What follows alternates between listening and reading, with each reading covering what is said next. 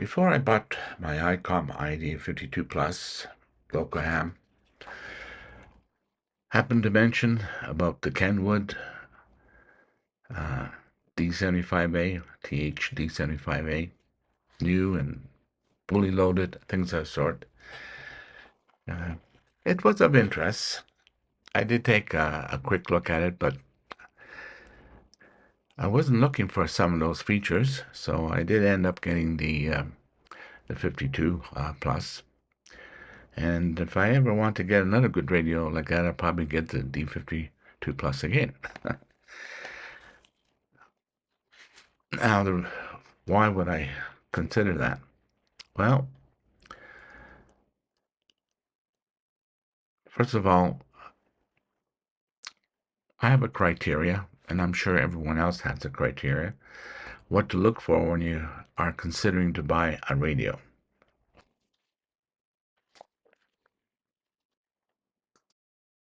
Some of these digital modes that's coming out, it's not really new for me. So I kind of had an idea what my inclination is. I don't plan or wish to use APRS often. I'm not really interested in texting from your radio or running a distributor. In fact, I had a distributor for quite a few years in Ontario. And crossband repeaters and even a regular repeater I used to have and run. And my interest in D-Star, interesting, but it's not something that I want. It's just interesting. So if you're only interested in some of the features, let's say D-Star GPS, you want a simple use or program. You don't want to have to get a degree to go in and make changes without notes. So if that's all you're looking for, then a lot of these expensive radios is something you may not need.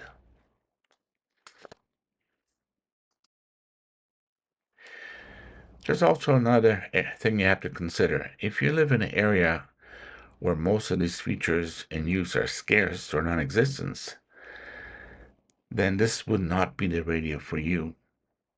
And maybe the cheap radios, $50 or so, radios will be more than needed.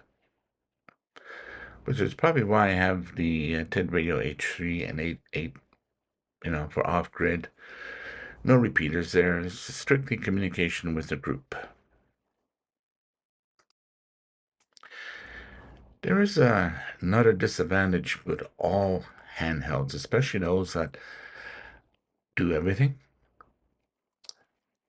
Not very comfortable to use, or quick, or convenient. But if you have an interest in this mode, you may want to consider a mobile base version.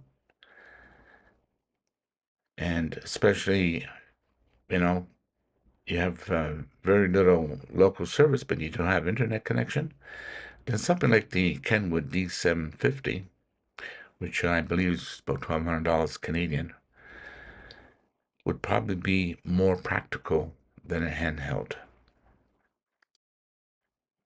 Okay, in my case, I have lots of handhelds, more than I need. But it's interesting technology. You may want to keep up with it. So to be as practical as possible, a base portable version will be more pleasant and comfortable to use. And that's why the Kenwood, the tri-band radio, the 750, kind of caught my interest. I haven't ruled it out yet. I'm just waiting for more information. Definitely probably will enjoy it better than an handheld. I don't know. I just find handhelds are great when you want to work simplex and work within a group, but to use it everywhere, mobile, home, that type of scenario, it's not very clean, at least for me. Again, keep in mind, this is my perks or quirks. So you have to decide for yourself what's important. Over the years, you kind of decide, or you kind of start saying, yeah, I know how I'm going to use my equipment. So this is the case with me. What I find with handhelds, I I have it in the truck, but not so much to use it in the truck all the time in case I need it, backing up my RV or hiking. Equipment is always there to take with me. I find that in the end, even though I have these expensive radios, I have the H3 and H8 thrown in my bag, my truck, in the RV, half a dozen of them. And I find that I'm using these more than even my ID52. ID52 I use for testing with my other base stations, you know, maybe learning, experimenting with D-Star, terminal mode, stuff like that, which is basically a base station activity, I find. So this is how it ended up with me. So think back how you have used your equipment over a period of time, and this will help you decide to get the right one.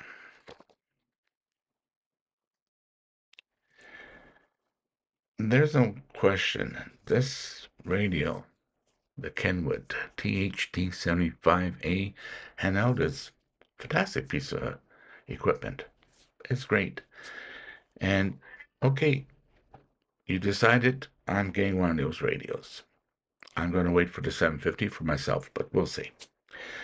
Let's look at the pros and cons that I'm aware of. It has APRS, great. It has Digipeater, it has TNC, texting. It has all the communication features, USB-C, Bluetooth, as I mentioned, APRS, GPS. It has a memory card, SD card, USB connection for programming, charging. It's great, but keep in mind, if you're going to be using these features, don't leave it on all the time. Because there is a privacy concern here. Because I can go online on a browser and find out where you live, what you're doing. And being a ham license and following the protocol, stuff like that, it's confidential. You don't have to worry. But what about those who are not?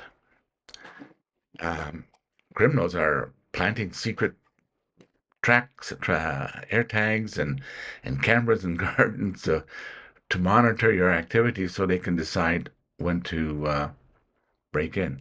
So, regardless what brand, what radio you have, turn off features like that can be tracked. Just a precaution I thought I'd mention. Um, Software support, as far as I know, looks like it's only Windows only, which is, I think, is true with the ICOM. There's no question the build is solid. It is narrow. There's a lot of people like the feel in their hands for holding. It has a color display, but it's definitely smaller than the ID52 Plus. Kenwood is known for good audio, no issues. I've watched videos where people compare the audio of both, and most of them said it's basically the same. Maybe one a little bit more rounded than the other, but it's all within an acceptable range. So that's not a con, it's a pro for everybody. And it's readable in bright sunlight, again, for both. It has a wide receiver range, and I would have to say it's currently the most featured radio. It can tune and listen to single sideband CW. From the things I found out, apparently the receiver on HF is better than the D74 model, the previous model. And talking about that, as I was wondering what happened to the D74. Um, Apparently, there was a fire in Japan, And of course, they lost the chip for the D74, so it got canceled. Eventually, they got another chip, and they used their supply left over from the D74, which will explain the similarity in design. So, anyways, thought I mentioned that it was of interest. If you are a shortwave listener, definitely this is a good pro. It's a great shortwave use radio. Just realize that the rubber ducky is going to not pick up too much HF. So you will need to prepare maybe a long wire or a piece of wire with a connector that you can monitor on HF. It is a tri-band transmitter. I like the features, very similar to what I have on an ID52. Gives you the naming, the info, the band display, stuff like that. So, and Kenwood, just like Icon, they both have good reputation for good builds. And I would say it appears that the Kenwood probably has a little bit more settings for manipulating um, different settings, like your transmit, receive, your audio, stuff like that. And it supports linking your radio to a phone. I think it's just for Android. Similar setup, has group memory. It has a display, like I mentioned, like the ID52 Plus, but not like the 2730. The 2730 is a very simple radio. It has its place, which is perfect for what I'm going to be using it for. The scan speed, it seems very similar to the ID52. They're fast. There's no question about it. I know some people, they like to go out of band, and I remember watching one video where he removed one resistor inside on the 74 and 75. Of course, you have to disassemble and reassemble the radio. And it gives you a transmit range, apparently after mod 136 to 174, 216 to 235, and 410 to 470. Just keep in mind, in your country, it'd be illegal. I know here in Canada it will be illegal. So I have no interest myself personally. I'm not interested in listening to commercial stuff anyways. And if I want GMR communication, I'll just pick up a license and a GMR radio, or use one that's I already have that is legit to use. Now, unlike the 51, 2730, they have full crossband, full duplex. The ICOM ID52 is full duplex. But the Kenwood is not full duplex. Apparently, if you transmit on one band, let's say on VHF, your UHF is muted, and vice versa. So the only time that happens on the other radios, if you transmit on VHF and your other band is on VHF, then that gets muted and vice versa. So keep that in mind. It's not full duplex if you want to listen to both bands at the same time while transmitting. Okay, reflector access. It's interesting. A lot of people don't know what this is. It basically allows you to listen to D-Star, but you're not able to transmit. You can kind of scan through a whole bunch of repeaters. I kind of played with it a little bit on my ID52 and managed to listen to a few stations, but the setup is kind of tricky. On the ICOM, it's called a repeater monitor for the ICOM 705, not for 52. And from the YouTubes, apparently a lot of people have managed to connect the Kenwood to many devices, including some of the vehicles. It depends, I guess, on the Bluetooth chip that's being used, so it may not work or work. It has also a visually impaired option, and it can do dual D-Star, just like the ICOM, and USB charging. I believe it does about 5 watts and will take about 3 hours to charge.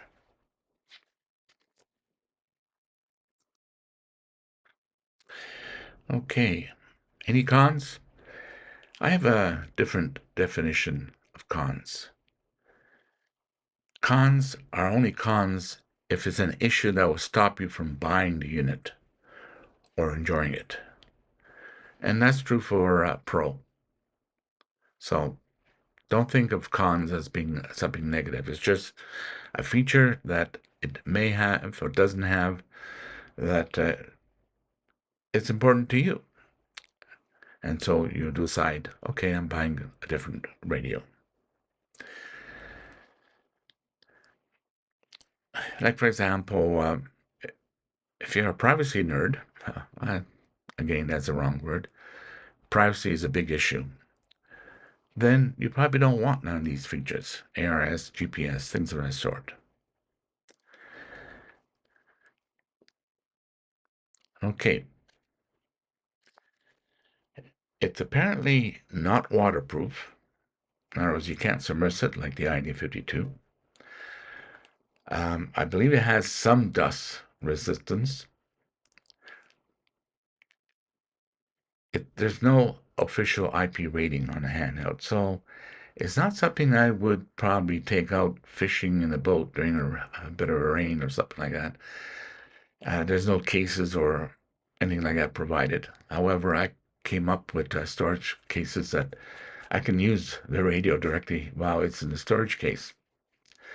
I think I may have mentioned this on a previous video, so keep that in mind if you plan to use a handheld in a dusty and wet environment.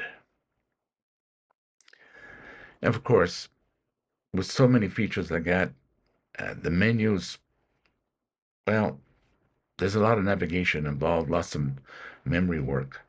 So it's not as convenient or practical like a mobile portable unit, sitting at home. So keep in mind, there is a menu learning curve required. If you had previous Kenwood, then it probably won't be as hard.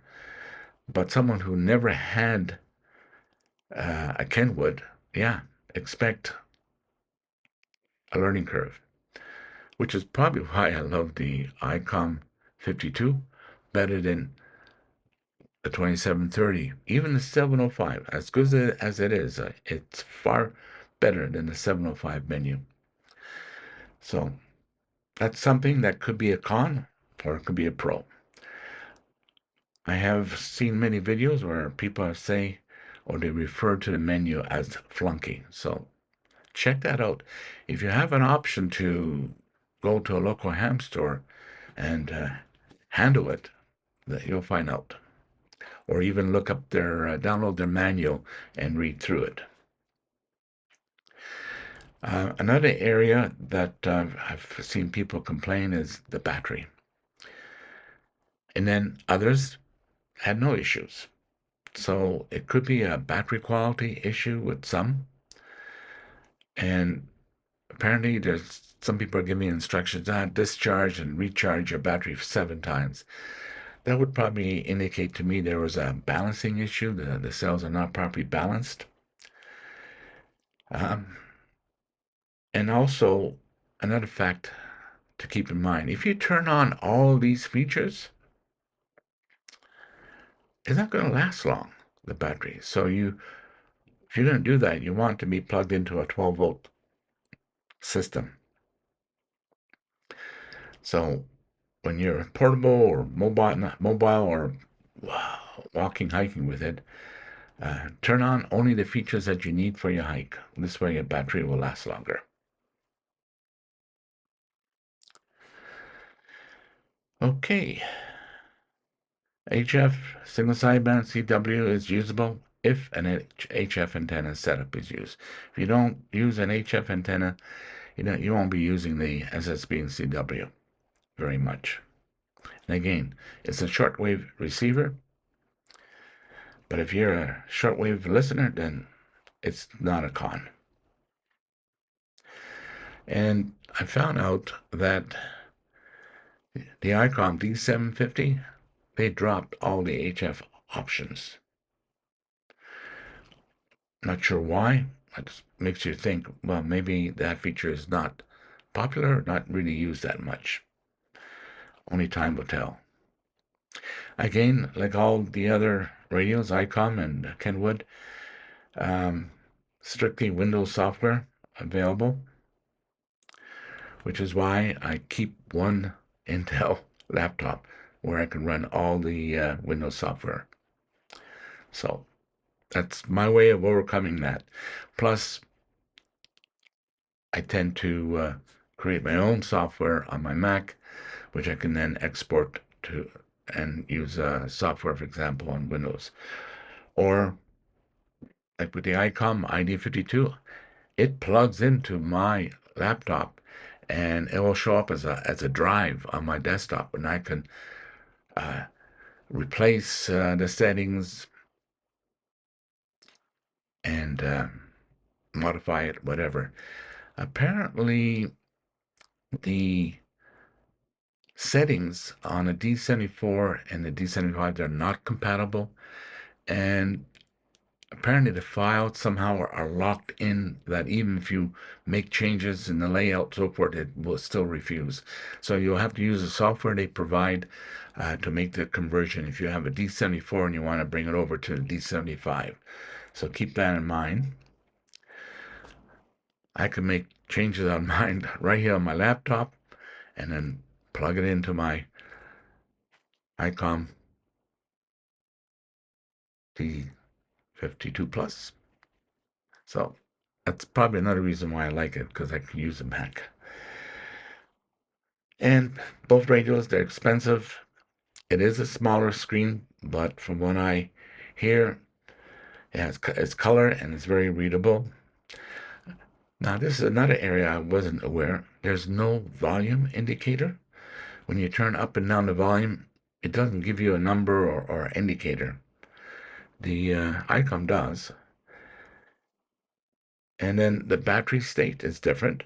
You have color icons, green, yellow, and red. So no multiple bars. Again, it's can be a con for some. The keypad is definitely smaller. So if you have big fingers, you may end up hitting double keys. That's another thing I like about my ICOM is there's only a handful of keypads and a nice joystick, and I can do the typing on the screen itself. It's what you like or don't like. Okay, and I've also heard people complain that the belt clip is short. You got to use a narrow belt if you're going to use it. And this is true for both radios. There's no cases for the unit unless you customize a case. So that's basically all the so-called cons. And again, it's not a con. If it's not an issue, they'll stop you from buying the unit.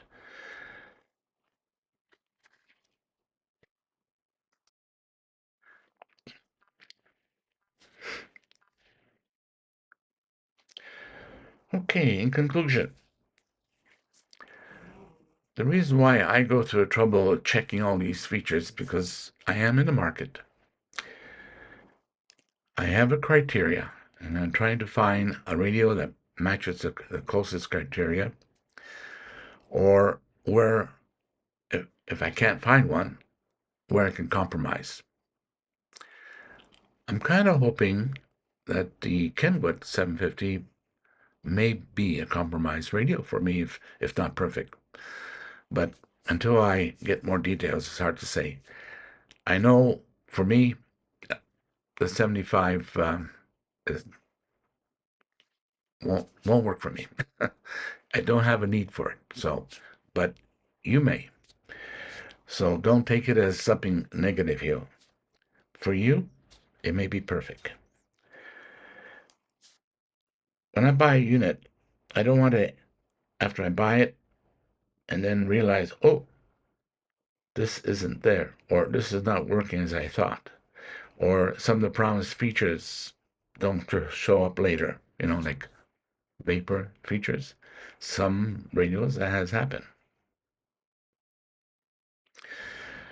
Hopefully, this information that I provided, it's giving you a list to think about, to look at, and then take off what you need, what you don't want.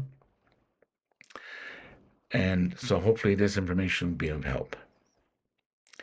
Again, if you're an avid AP Arts user, then Kenwood probably is the way to go right now, whether it be the mobile or the handheld. It would be appreciated if you subscribe, or thumbs up would be nice. Take care and have a nice day.